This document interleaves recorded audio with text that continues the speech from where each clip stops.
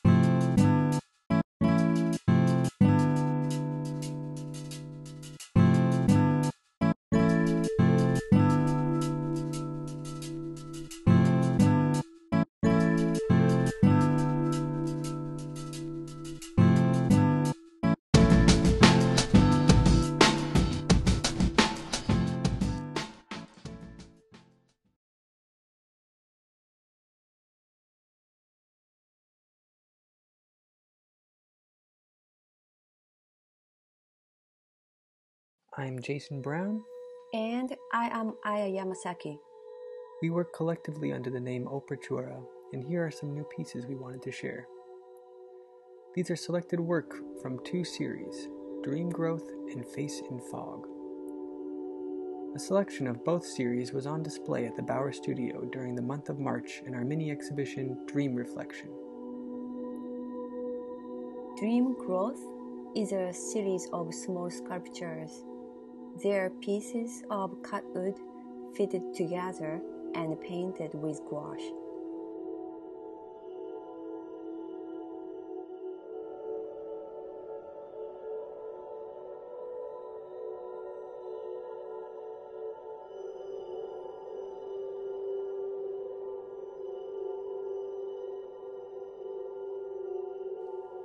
They are connected to our Energy Plant series in pattern and color themes. Face in Fog is a series of illustrations. They are watercolor, gouache, color pencil, and ink on watercolor paper.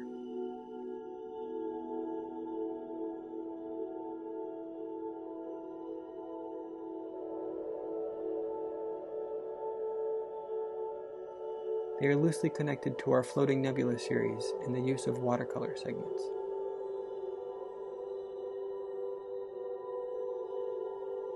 They also have a connection to our Dreamers series in their depiction of portraits in the relay method of creation.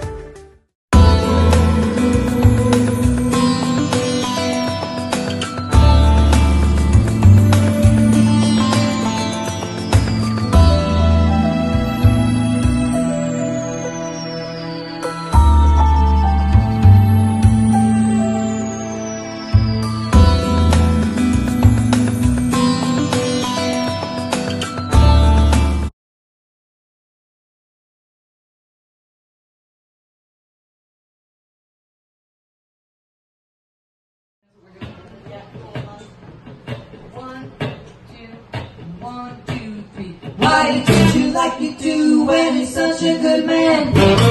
You got me smiling, you should be ashamed. You got me laughing and my heart is in pain. I'm walking out, I must be a fool, 'cause I'll do anything you want me to.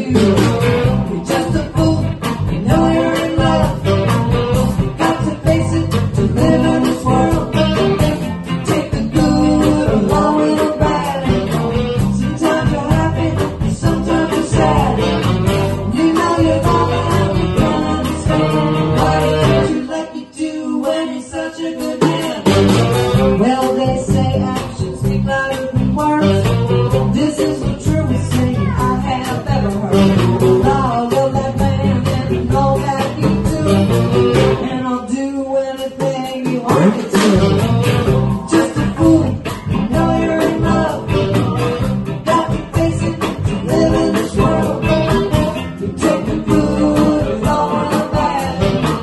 Sometimes you're happy, sometimes you're sad. You know you're loving and you can't understand why he treats you like you do when he's such a good man.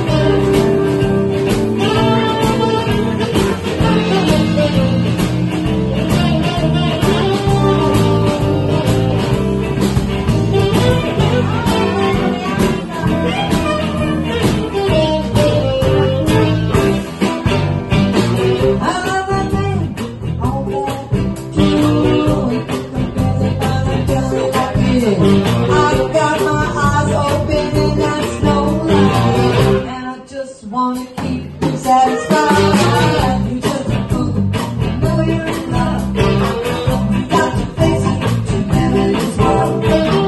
You take the good along with the bad. Sometimes you're happy, sometimes you're sad. You know you're loving and you can't understand why he treats you like you do when he's such a good man. Okay, time.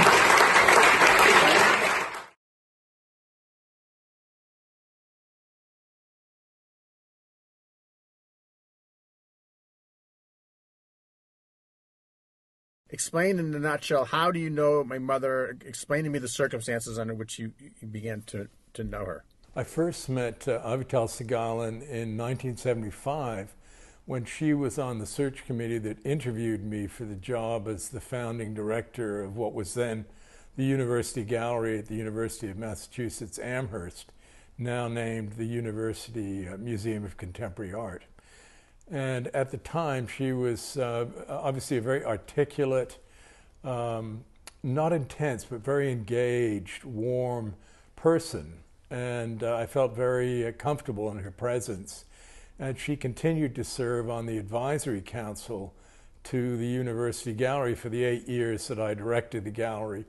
And I always appreciated her thoughtful responses and her very supportive attitude and her clear knowledge and passion for art. And at the time, you knew she was an artist, but you didn't really know anything about her work. Tell me about that.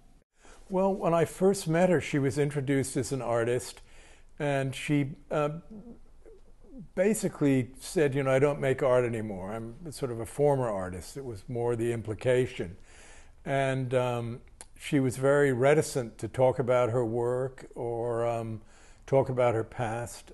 Since reading the catalog from her exhibition at the UMass exhibition, I've learned so much more about her, and would love to go back and have the chance to chat with her about her life as an artist. I mean, she winning a full scholarship to Cooper Union at the time she did in the 40s was a very difficult accomplishment. Very few people had that opportunity. And then being one of the first women to win a Fulbright as a painter, to travel to Europe, to Paris. I mean, these are all extremely difficult hurdles to pass that she was able to do, and her work from that time is extremely advanced. It's very much on the cutting edge of art in not just in Europe, but anywhere in the world at that time. Extremely accomplished artist, and as a young artist, great potential and sort of wise beyond her years in terms of her achievement as a painter.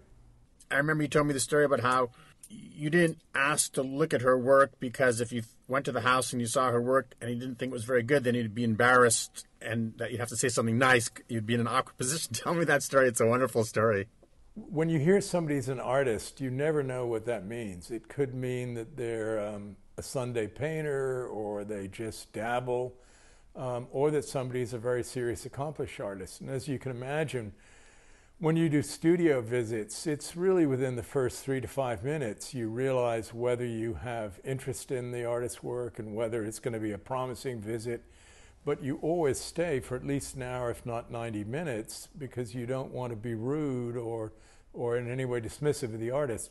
So when an artist is reluctant to have you come and see their work, you don't really press that if you don't know the work at all, if you've never seen anything. And I'd never seen anything of Avital's work, so I didn't sort of push and say, let me just come by and have a quick peek. I won't be in your house for more than 20 minutes. But so as I say, it was in some sense a relief when I suggested coming to see her work, and she was sort of rejecting the idea of having me come by.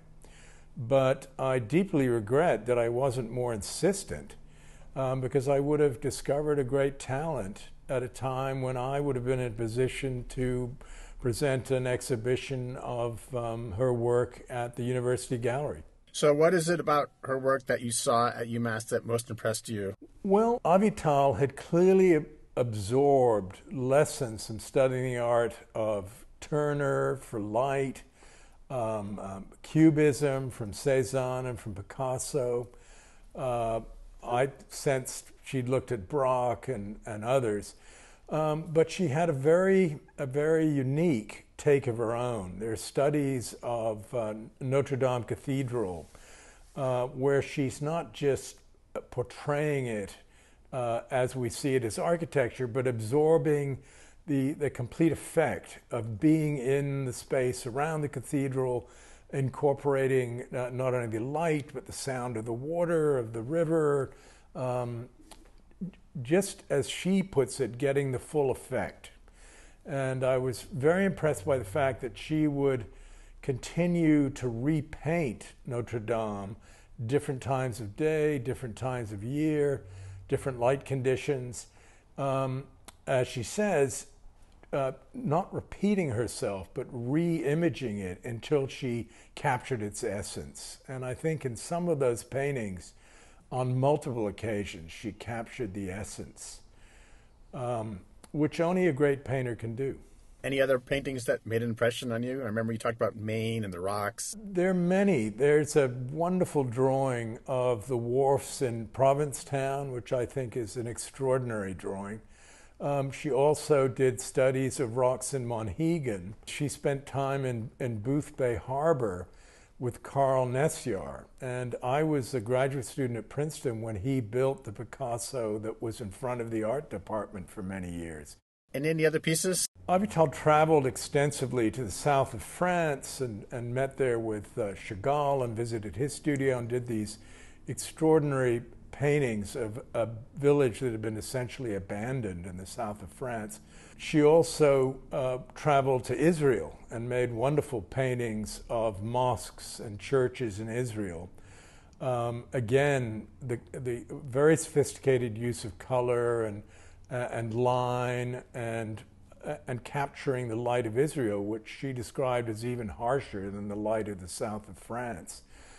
And there are studies from the mid-50s of a lobster, which is just almost a frightening series of drawings. This lobster looks so predatory and ominous and threatening.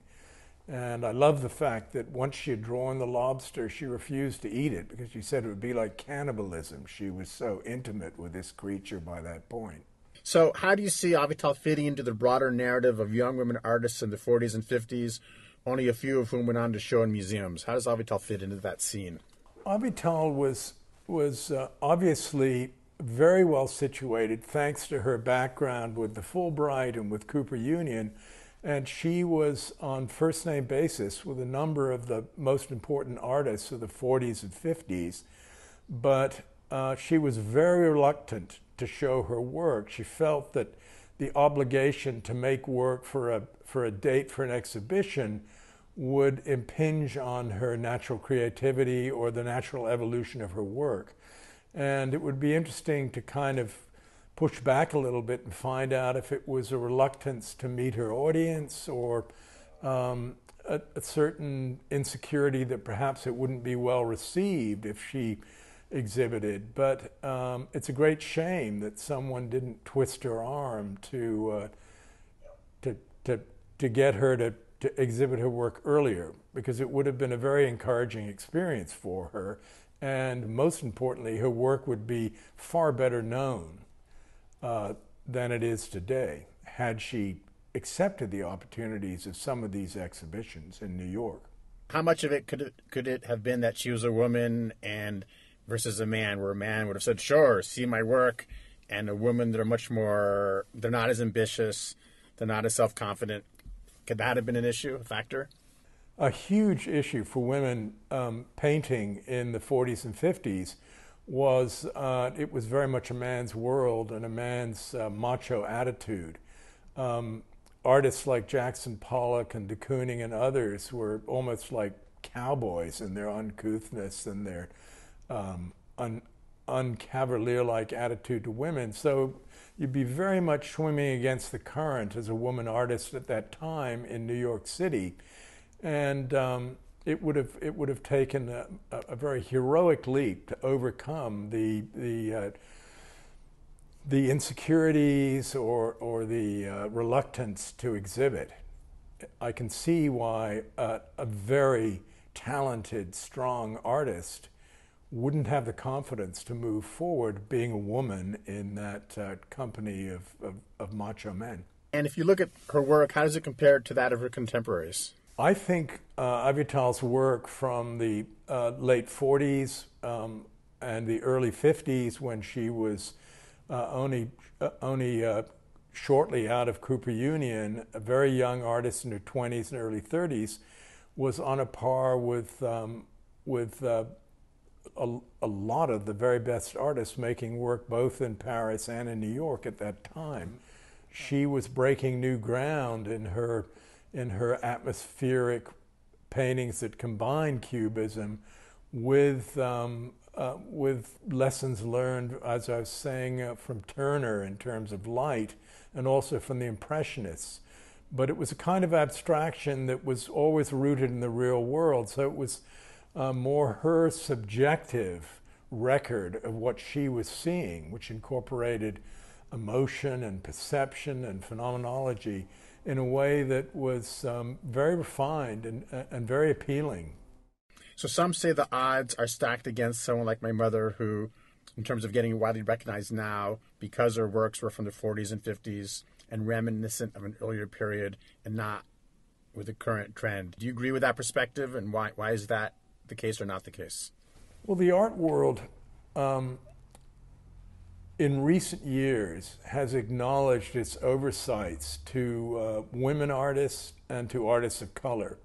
And there's a real resurgence of interest in these artists who were overlooked at the time, and going back and re-looking at the work and putting it in context, we're discovering new artists.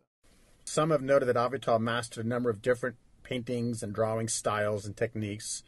Do you see a thread running through them? Do you see a broad range of strength or liability for an artist? Looking at Avital's work in retrospect, you can see many different styles and many different materials. She made sculpture, she made drawings, she designed wonderful fabrics, fabric designs that could be used for scarves or clothing. And throughout that work, there is a consistent vision, a consistent sensibility that's very much Avital's, but it manifested itself in all these different media and different palette and different line because of her experimental nature and her curiosity of seeing the world in different ways. And I see that as a great asset for an artist. I mean, for many years, artists were encouraged by their dealers to stick with one identifiable style because it made it easier to market and to sell and to brand. But the best artists couldn't possibly be constricted in that way. They had to experiment. And Avital is very much of that nature, of needing to grow and evolve and work in different ways and in different media. Anything else I should ask you?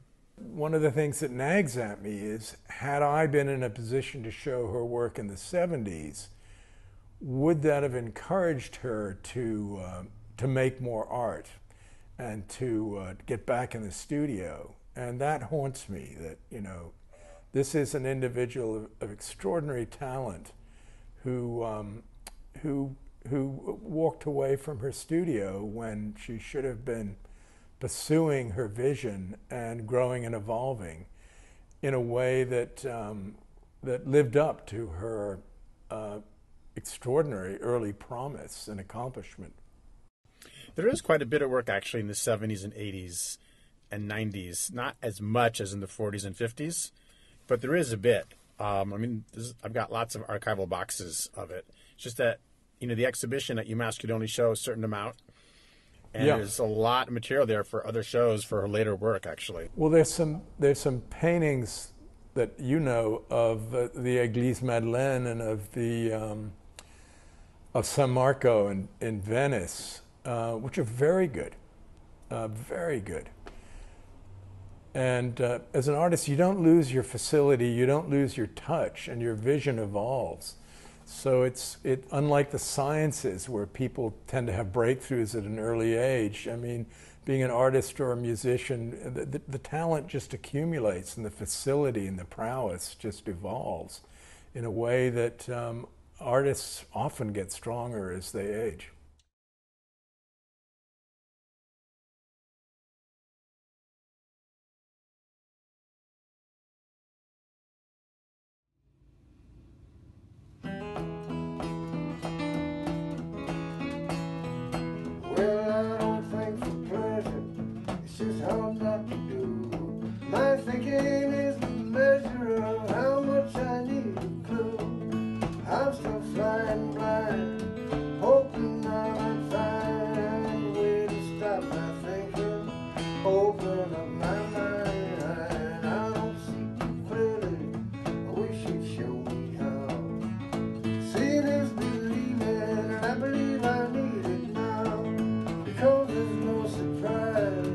I can't analyze my usual refusal.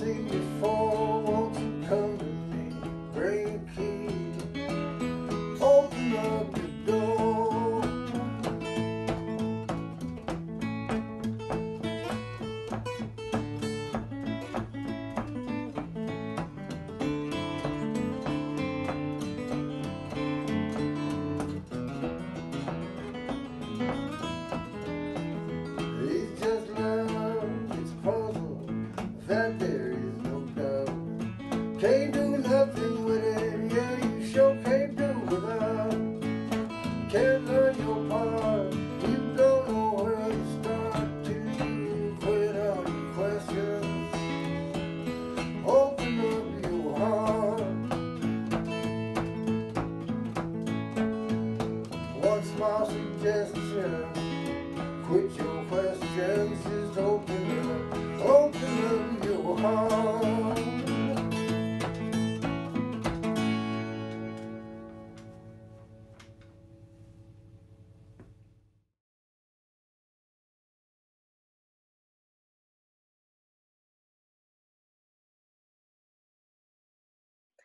Hello, I'm Janet Wallerstein-Winston, and with me here is Laura Holland.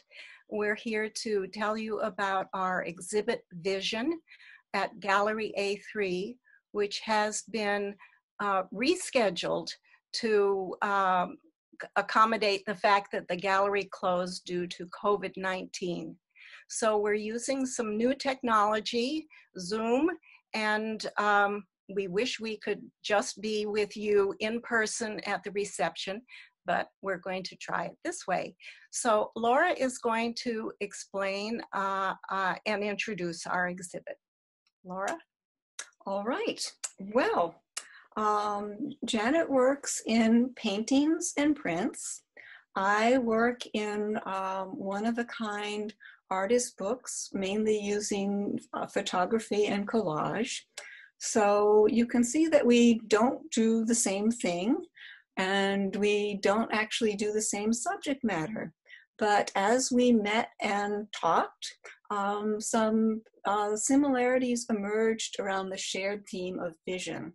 So let's look at the postcard for the show, which would be our first image, that brings an image from each of us together. And in this, Jan is looking, or in the exhibit, Janet is looking up and down and across the horizon, looking at the landscape and interpreting that beauty in her oil paintings and monotype prints. I made my series of accordion books really to convey the effects of problems that I was having with eyesight and vision. So essentially for me, vision was about a loss of vision. Can we have the next image? In this was the starting point in one of the, basically what I was starting from. So my vision was pretty bad. In one of the accordion books, Sight After Surgery, I'm looking at seeing color after cataract surgery. In Unexpected, my joy in reclaiming color is undermined by the loss of peripheral vision due to glaucoma. And in the third large accordion book that I made for the show, Mushroom Landscapes, I'm working with the effects of astigmatism that developed from a series of 6 eye surgeries. But I should emphasize that all is not doom and gloom, eye surgeries, and gray shadows. And picking up on one of the discussions that Janet and I had about perception, I made a series of photographs in an empty building that were looking, basically borrowing some of the things that I was inspired by from our discussion. So let's have the next. In this one, you are looking up at the ceiling, looking up, and then in the next one, looking down at light and shadow in a very highly polished floor. And then in the next one in this series, looking across, but again, light and shadow and that interplay of light and shadow and color is what I was working with. Really intrigued by the way Janet was working with light and color in the landscape. But now, Janet, you should probably talk about your work yourself rather than having me going at it sideways that way. Thank you. So this is a large oil painting. It's called cenote 1, and cenotes are something found in the Yucatan landscape where we went for a visit not too long ago.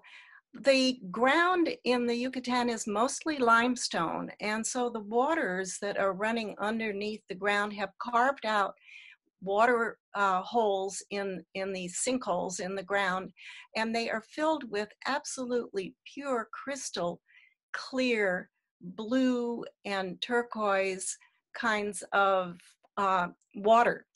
And some of them are above ground, some are below. This one was above ground, so there are some leaves that have fallen into it.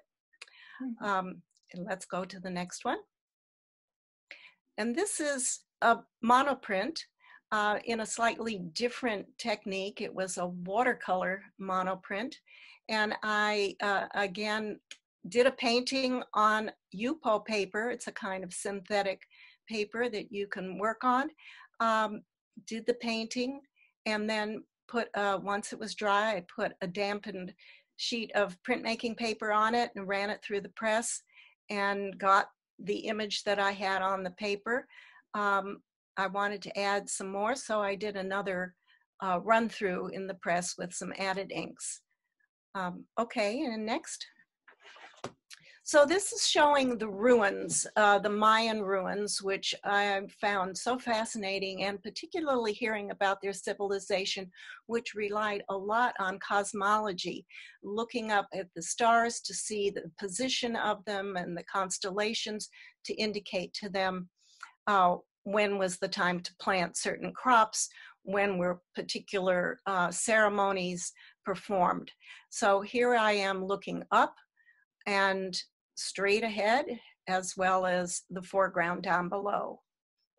Next one. And this is what I call a ghost print, in that the purple of the sky is the same as the tan on the ground, which was the second time I pulled the monoprint through with a second piece of paper. So it was softer, but we still have the vista of the sky, the sort of geometric pyramid shape of some of the ruins, and the ground coming closer to me. Next one. And this is another monoprint of the ruins, but it's a close-up, and I use blocks of color to sort of indicate the stones and the blocks that they build the temples with. They are inscribed with different kinds of markings on the stones, which I've done here on the monoprint. Okay, thank you, and on to you, Laura. Oh, okay. Well, picking up on that idea of the building blocks of an image, I should probably say something about how I structure images using the accordion book format. So for accordion books, they are like the musical instruments that play polkas. I lift up my arms. They squeeze together, they come apart in a series of the vertical panels. And what I do when I'm making the small scale accordion books is I start with a single large photographic image. I fold it, I cut it, and reconfigure it into a series of 8 panels. And that's what you see here. This started its life as one piece of a diptych that I showed in our show in January at Gallery A3 devoted to color. It was meant to go side by side with another piece. They ended up being shown one on top of the other, which gave me a different take on them. And I looked at them and kind of squinted and wondered, well, what will happen if I do something even more different with them? So that's when I decided to fold and cut them up and see what happened. And this is what happened with this one. And let's take a look at the next one. This was the other piece, the other side of the diptych that then became cut, cut, fold, fold, became the second part, another accordion book. Now, in the next set of accordion books, here we're going back to problems with vision. These swooping lines and overlaid letters are what appeared when I was frantically trying to clean a very dirty whiteboard between classes. but the image was just incredible because it just perfectly reproduced what happens to my eyes if I am not careful to put in this exact sequence of 7 eye drops exactly in the right order, exactly at the right time each day. So there is this one, and then the next one as well. And I think that while I liked the, the swooping lines, what I was really trying to do was kind of contain the illegibility that I was so frustrated with. And sort of, I couldn't control it, but at least by putting it into the accordion book format, I could kind of contain this inability to read, this inability to decipher the letters that I was sometimes experiencing with vision. But that is basically what I was trying to do, is get them sort of into containment. Janet, on to you. So this is, my subject matter is usually inspired from different wonderful places that I've been to visit, and how the landscape has inspired me. So these next 3 are monoprints of the Southwest, New Mexico in particular, and narrowing in on the Tent Rocks National Monument, and its indigenous name is Kasha Katwe. So this was a group of rocks that had sort of conical tops to them, washed away over time, and they were close together, so there were these thin little paths and crevices that we could walk through. And in between certain areas, you could see beyond to the landscape around it. So this one is called Narrow Pass. No, it isn't. It's called Canyon Shadows. The next one is called Red Cliffs, again with the towering walls of the stone and open pathways. And this last one is Narrow Pass. And it is, again, showing all of those kinds of images of the area. The next image is the surrounding area of New Mexico. It was relatively flat, mountains in the distance, but driving up to Tent Rocks National Monument, it was kind of flat, and then all of a sudden these canyon walls just jump up into the sky. Okay, next. Laura? Okay, well, in this, it's a different kind of, it's a horizontal landscape, but of an accordion book. For the large scale accordion books, they will sometimes stretch 5 feet long.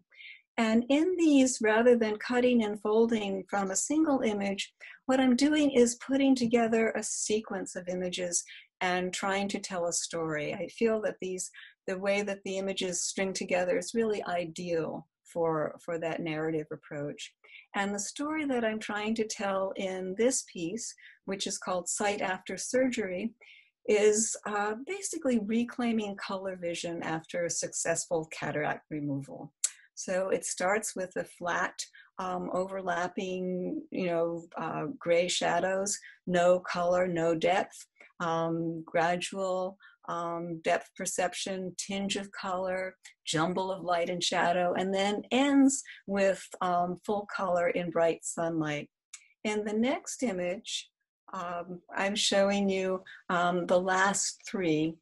This is the sort of the triumphant color, starting with that jumble of light and color, and then going through that what was really for me a very joyful rediscovery of color. And then in the next image, this one was going back to the middle, but it's an image that was really, it's one of the pivotal ones in the middle, and was one that was really dear and important to me, in that there's where there was first that tinge of color, that little bit of red on one side.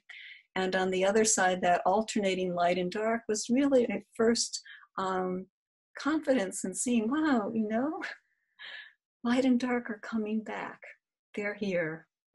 So that's what was happening with that large-scale accordion book. And Janet? So now my subject matter has come back home, and these are more local scenes. This one actually is from our backyard garden at the end of the summer, called Nearly Spent, and these onions are sort of looping over and just barely holding their heads up. And that sort of lyrical gestural line of the onion stems, I've tried to replicate in the kind of brushstrokes of the ground below and even a little in the background. So it's a large oil, and we're going to move on to prints, monoprints of the Connecticut River. And here I needed to show the movement in the river in a different way, not using a brush with easy curved kinds of lines. So I used some different tools to kind of indicate movement. This print is, oh, I always forget which is which.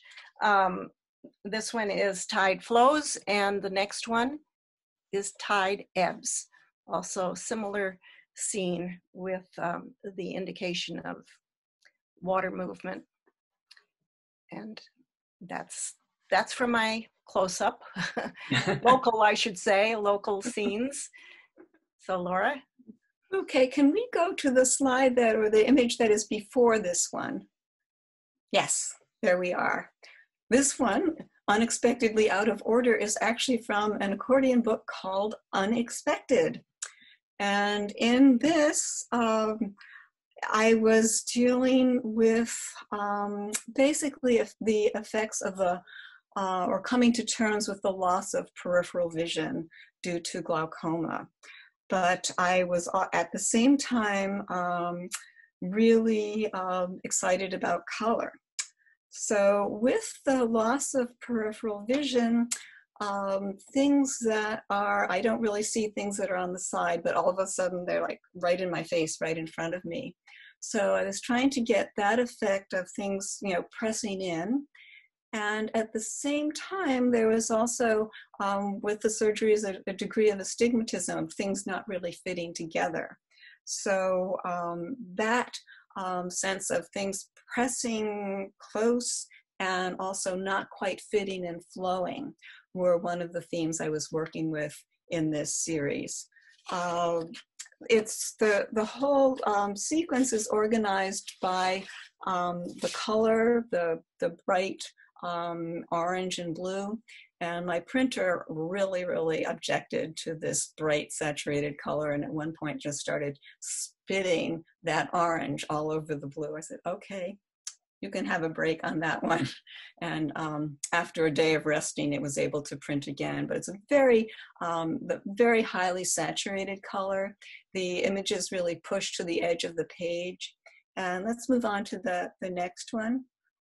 Also that same orange and blue, and things that are sort of not quite fitting together with that, trying to convey that sense of, that uneasy sense of an astigmatism in vision was what I was working with. It was really hard for me to acknowledge that my vision was not going to go back to how it had been before all of these problems happened. And that was one of the things I was working with on this piece.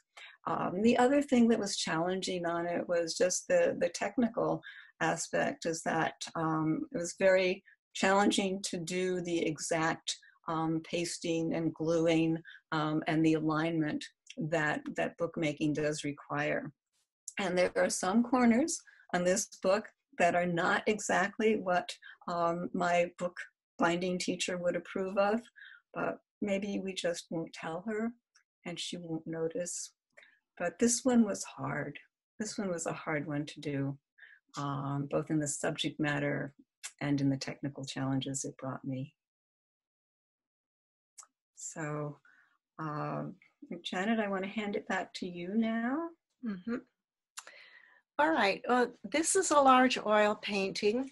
It's called Cenote 2, so it's another view of a cenote that's up above ground, so I could look at it standing near it. And I had a lot of difficulties. It's a question that artists, that viewers often ask artists, and that is, what is the hardest part about your making your art? In this particular painting, there were the usual, which is how am I going to finish it? Is it up to my standards of whether I feel it's finished or not? But on top of that, I tried a different medium. This is oil, water-soluble paints, and it just did not work, did not manipulate the way oil painting had always felt to me. So I had a really difficult time manipulating the paint around. So two things were hard. One was trying to move the paint, and two, trying to decide what to do with it and how I would finish it. And it went through many changes. Okay, and to you, Laura. Okay, well, let's go on to the first of the mushrooms. I was really interested in what you were saying about the medium being a challenge and sort of continuing to work at it. With this accordion book, Mushroom Landscapes, I actually had to do a complete do-over because I really messed up the first time that I did it. I wanted to work with the idea of the landscape, and rather than a grand landscape, I was working with a micro landscape of these really muscular organic forms of mushrooms and fungi that were blooming and blossoming in the woods throughout our very damp fall. But I got carried away and overly intrigued by the idea of a pop-out.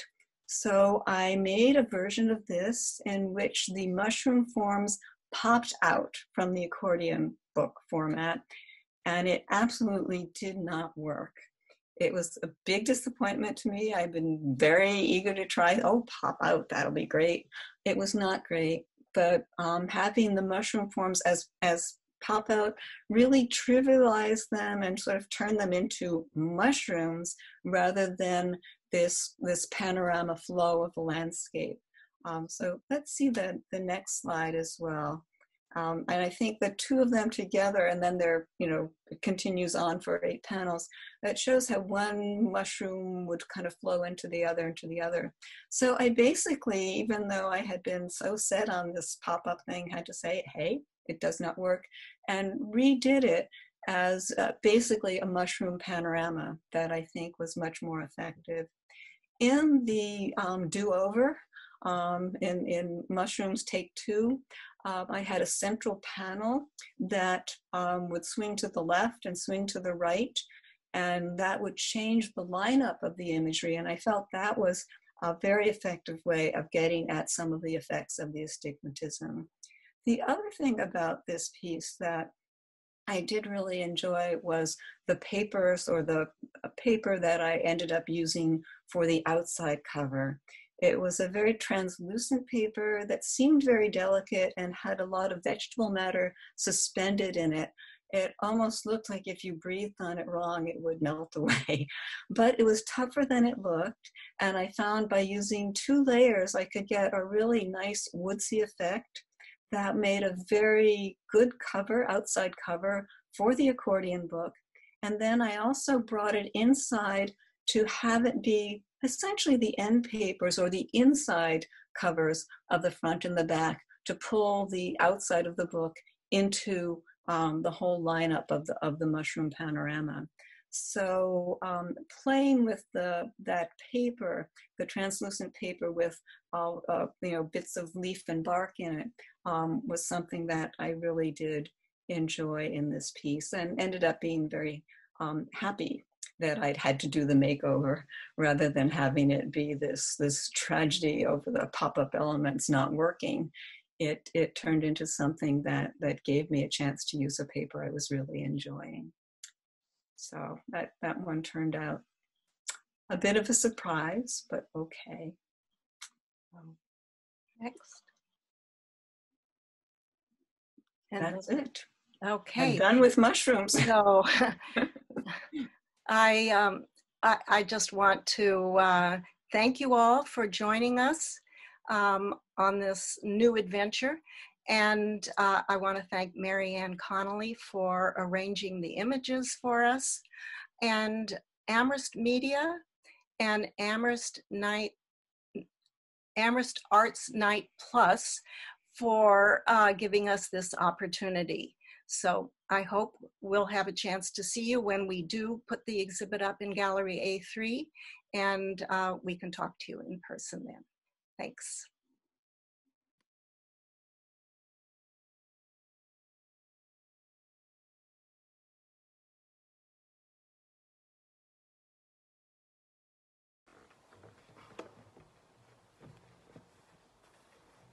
Alrighty. 1, 2, 1, 2, 3.